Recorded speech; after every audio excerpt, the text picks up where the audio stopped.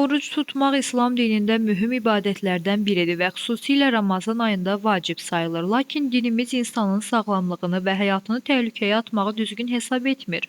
Bu səbəbdən bəzi hallarda oruc tutmaq qadağan olunur və ya həmin şəxslərə güzəşt edilir. Sağlam qidalanma mütəxəssisi Məsət Hüseynova bildirir ki, xəstəliyi ağırlaşdıracaq və ya sağalmanı gecikdirəcək hallarda oruc tutmaq düzgün deyil. Xroniki xəstəlikləri olan, davamlı hər hansı bir dərman vasitələri ilə müalicə almağa məcbur olan, hamilə və süd verən qadınlar sağlamlığına və ya körpənin sağlamlığını düşündüyü üçün onlar oruç tutmaqdan azad ola bilərlər.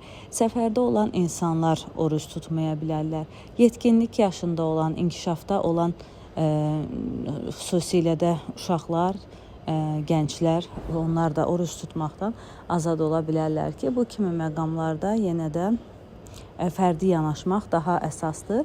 Nəticə olaraq oruc ibadəti böyük savab və mənəvi dəyər daşısa da, İslam dini insanın gücünü və sağlamlığını əsas götürür.